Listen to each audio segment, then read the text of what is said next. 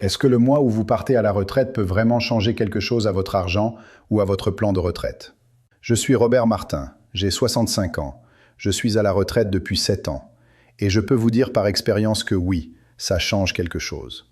Ça dépend de plusieurs éléments liés à votre situation personnelle, et je veux les passer en revue avec vous parce que certains, je les ai appris à mes dépens. Beaucoup de ces choses sont simples à faire, mais ce que j'ai constaté en discutant avec des amis retraités, c'est que la plupart ne s'en rendent compte que quelques mois après avoir franchi le pas. Ils vont bien, ce n'est pas un drame, mais ils se disent « mince, j'aurais dû y réfléchir un peu avant ».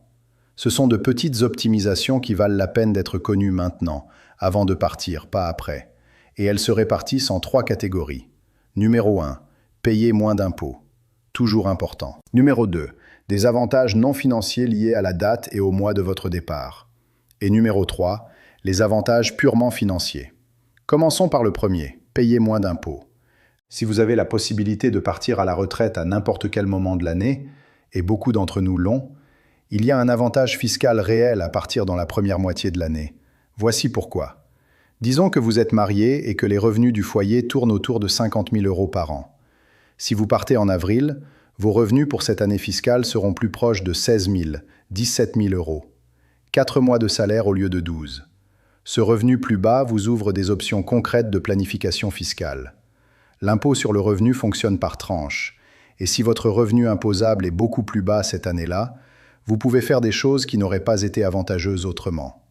Par exemple, si vous avez un PER, un plan d'épargne retraite, et que vous envisagez de le débloquer, le faire une année où vos revenus sont bas signifie que vous êtes imposé à une tranche marginale bien inférieure. Un ami à moi, Philippe, est parti à la retraite en milieu d'année et son conseiller l'a aidé à débloquer une partie de son PER, en payant beaucoup moins que ce qu'il aurait payé avec le salaire complet de l'année. Il y a aussi la question des plus-values.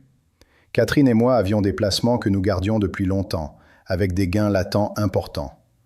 Comme mes revenus étaient bas l'année où je suis parti, nous avons vendu certaines de ces positions, et l'imposition sur les plus-values a été minimale.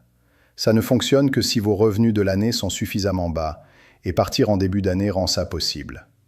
L'autre chose, et j'aurais aimé que quelqu'un me le dise avant janvier de ma dernière année, ce sont les versements sur votre PER ou vos produits d'épargne retraite. Si vous savez que vous partez en avril, vous pouvez concentrer vos versements sur les premiers mois. Ça réduit encore votre revenu imposable et vous donne encore plus de marge pour ces stratégies.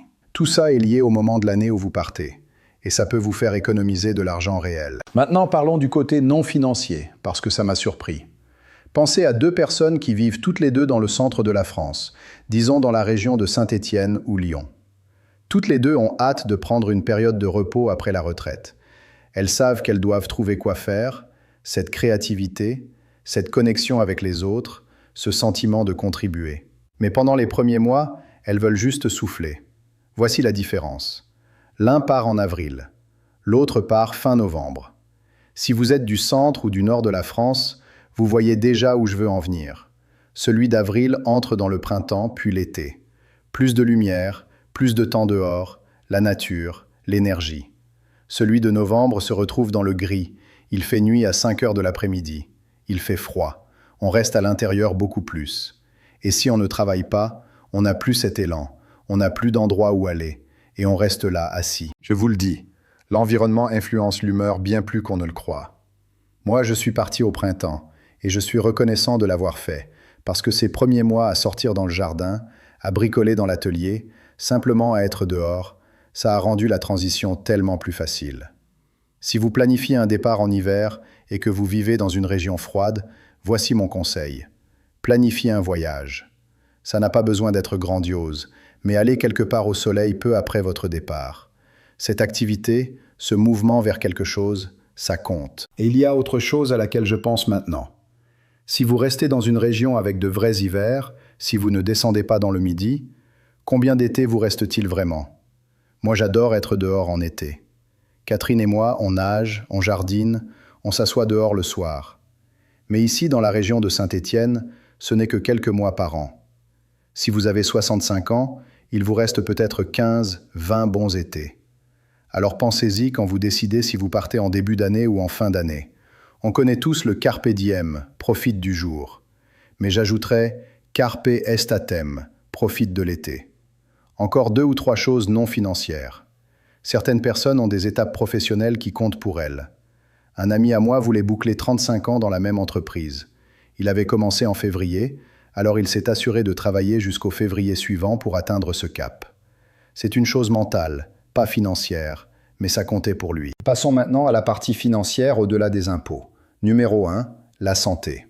En France, on a la sécurité sociale, bien sûr, mais beaucoup d'entre nous avaient une mutuelle d'entreprise avec des garanties supérieures.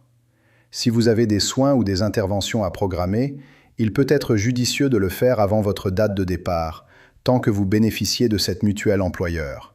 Après, vérifiez bien la portabilité de vos droits. Ensuite, la pension. Assurez-vous de connaître la date exacte à laquelle vous atteignez le taux plein.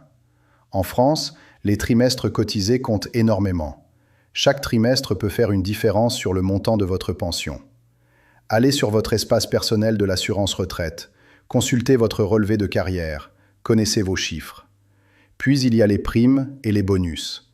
Certaines entreprises versent des primes à des moments précis de l'année. Si c'est le cas de la vôtre, ça vaut peut-être le coup d'attendre la fin de ce mois pour partir.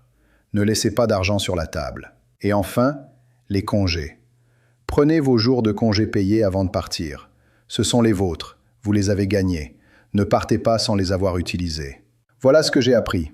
Quelques raisons fiscales, quelques raisons non financières et quelques raisons économiques pour lesquelles le mois où vous partez à la retraite compte vraiment. La plupart de tout ça, je l'ai découvert en chemin, et une partie j'aurais aimé la savoir plus tôt. Si ça vous a été utile, j'espère que vous y penserez quand vous planifierez votre propre calendrier.